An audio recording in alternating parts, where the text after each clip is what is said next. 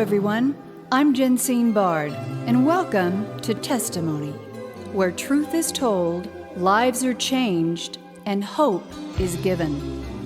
Revelation 12:11 tells us that we overcome by the blood of the Lamb and the word of our testimony. A testimony of your story for His glory. Back with us today in a National Religious Broadcasters Convention special is internationally acclaimed statesman, best-selling author, and political maverick in the war on terror, the persecuted church, and issues of national security worldwide. His list of accomplishments and distinguished awards are too numerous to mention, and his courageous battle to bring truth to power, formidable and effective, as you will soon hear in his latest endeavor to address Christian persecution worldwide. Ladies and gentlemen, please welcome founder and CEO of SaveThePersecutedChristians.org, Executive Chairman of Center for Security Policy, and Vice Chairman for Committee on the Present Danger China, host of the weekly Secure Freedom Radio and nationally syndicated Secure Freedom Minute, heard daily on over 200 stations, coast to coast and counting. Ladies and gentlemen, please welcome the Honorable Frank J. Gaffney, Jr. Mr. Gaffney, Frank, if I may, welcome to Testimony. Thank you for that exceedingly generous introduction. You have done all of that and more, sir, so let's get right to it. You sent a letter to President Trump concerning persecuted Christians in India. Can you talk about that? Sure. This was on the eve of the president making an historic trip to New Delhi, and he went at a moment when the context clearly was the interest of both his administration and that of Prime Minister Narendra Modi to improve relations between the two countries.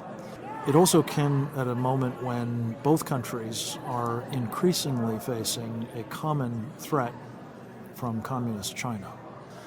Not just the coronavirus, but in many other respects as well. It also came at a moment when the Hindu nationalist parties that support Prime Minister Modi are intensifying their persecution of Christians. So those kinds of considerations and driving forces influenced this letter, and we sought to call the president's attention to all three of those, but most especially to the mistreatment of Christians and what he might do about it. What was his response? He did not respond directly to me, but he responded in a sense during his address to 120,000 cheering Indians by laying out pretty strongly his commitment to the Christians and other religious minorities in India who are being persecuted, and his more general belief that religious freedom is a touchstone for a civilized nation. And that I think, at least implicitly, Jacine, he was putting down a marker with Prime Minister Modi that it is important for the relationship between the United States and India to be all that I think most of us want and feel it needs to be. It has to be rooted in a respect for Christians and others in the country who are now being increasingly oppressed by the Hindu nationalists that are the base for Prime Minister Modi. Right, so now Turkey, for example, we can look at Pastor Brunson, incarcerated for 2 years, given 3 life sentences as I understand it. Trump took action from a financial standpoint, and Turkey basically said, I give, and gave us back Pastor Brunson. Is there any type of financial incentive that you can talk about that President Trump talked with the Prime Minister about? I have no idea what was said between the two of them. It hasn't been made public. But you're touching on something that's central to what we are doing with the organization you were kind enough to mention, Save the Persecuted Christians. Namely, we are trying to change the calculation which is basically today, let's face it, that there's no downside to brutalizing, torturing, raping, banishing, murdering, even on a genocidal level, Christians, which helps explain why there are, by some estimates, 327 million of them, which is approximately the number of men, women, and children in the United States of America. 327 million persecuted individuals around the world? Because they follow Jesus Christ. And they are around the world. We think, if we think about these issues at all, most of us, we think about the Middle East, where it's been particularly horrific. But unfortunately, Justine, what has been happening of late is that it's truly worldwide. It has been happening in Asia. It has been happening massively in Africa. Nigeria is at the point of explosion or implosion, as the case may be, over this kind of persecution. Unfortunately, according to Open Doors USA, the other number was from Aid to the Church in Need. Open Doors focuses on specifically the subset of that larger number that is heavily persecuted, and their numbers of that are now 260 million, and that's up 15 million from last year. And so this problem is getting worse. So what we were urging the president to do in India and elsewhere as well is to give expression to the problem in India in much the same way that you just mentioned he did in Turkey. He held persecutors accountable, and he created costs, specifically financial costs in the case of Turkey, sanctions and so on, that affect that sense that actually they can do this sort of thing with impunity. It freed Pastor Brunson. Sadly, there are a large number of Christians who are still being persecuted in Turkey, but it established a proof of concept that where we bring these kinds of pressures to bear, we can affect behavior. And I'm convinced that that could be done in India as well. It needs to be, and as I said, if we simply make it clear to Modi that you can't have the kind of relationship with the United States that you want unless the American people know that you are respecting Christians, not brutalizing them. Exactly. I think that can go a long way, but it does need to come from the president. I just don't know, apart from sort of that generic comment in the public audience, whether he really communicated that to the Indians or not. I hope he did. He needs to have.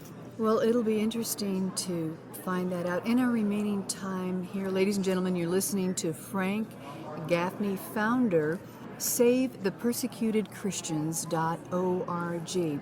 Let's talk about China. You are vice chairman, Committee on the Present Danger, CPDC. What's happening with China? What grassroots effort do you have in place? And is the president aware? I think the president is keenly aware of what's happening in China. I think he has done more than any other president in our history to try to address the present and growing danger from China. So this is why we call it the Committee on the Present Danger. China is to help him articulate how serious a risk is now posed to us by a Chinese Communist Party that increasingly makes no secret of its intention to displace us as the world's leading power and, if necessary, destroy us in the process. We've been making a series of briefings in early primary states and caucus states, including here in Tennessee this morning, to help people who are electing the next commander-in-chief recognize that whomever that is, whatever their political philosophy or party, they will have as job one, whether it's in the national security arena, whether it's in the economic space, whether it's in the public health area, China as their biggest problem. We need to know now, before we hire them for the job, how they think about it. Do they understand the threats? And most especially, do they have a plan for dealing with it? I don't see many of them who do. I think the president has demonstrated, by and large, a very high degree of appreciation of this danger, and as I say, done a lot about it. But even he, we think, would benefit from understanding, for example, the folly of underwriting the threats that China poses to us, which is what we are doing right now. Wall Street has transferred, by some estimates, $3 trillion to China, which is essentially enabling the various threats that they pose to us, and that must stop. And we need to be about that. At states, interestingly enough, I just learned from the chief investment officer of the Tennessee Consolidated Retirement System this morning that they insist on companies that they're holding in their public pension portfolio meet certain standards with respect to corruption and democracy. And interestingly enough, that excludes both China and Russia from being in their portfolios, which is very important and a model for the rest of the country. So what's the antidote? The first thing is to know what a problem we have. I think, though it's a very unhappy impetus, that the coronavirus is now causing a lot of people to pay attention to this. But interestingly enough, before that began to become such a public preoccupation, John McLaughlin, the great pollster, did a poll for our Committee on the Present Danger of China, which people can find at presentdangerchina.org, that established the American people are overwhelmingly very apprehensive about what China is doing. And interestingly enough, the more you tell them about what it's doing, the more intense that becomes. But also, that's true across basically every demographic subgroup that you can think of. Rich, poor, old, young, white, black, Christian, non-Christian.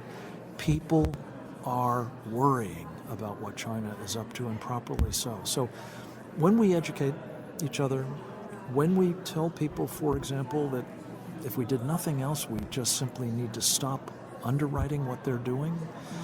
We ought to disengage from China. We ought to stop depending on them, for example, for medicine, which is insane. There are plenty of things that we can do that can make a difference and hopefully help the Chinese people bring about the end of the regime, the Chinese Communist Party that oppresses them and threatens us. Ladies and gentlemen, you have been listening to Frank J. Gaffney Jr., founder and CEO of SaveThePersecutedChristians.org, and This Just for Starters. You can learn more about Frank Gaffney's work, ministry, and mission by visiting SaveThePersecutedChristians.org, CenterForSecurityPolicy.org, and PresentDangerChina.org.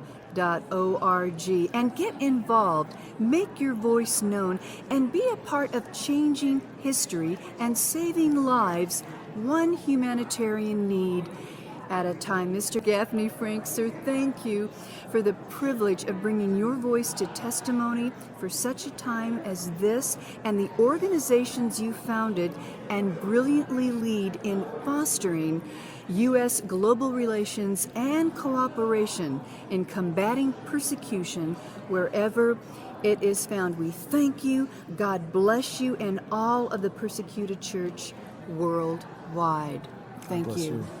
Thank you so much. Testimony is a global broadcast made possible by the generous contributions of our valued partners at Jensine Bard Ministries and you, our listening audience. Together, we are reaching souls for Christ, one testimony at a time. If you would like information on how you can support this broadcast with your tax-deductible gift, please visit us at jensinebard.com. That's one word, JENSINEBARD.com. And join the conversation at our Facebook page, Testimony with Jensine Bard. Thank you for listening, and please join us again for Testimony.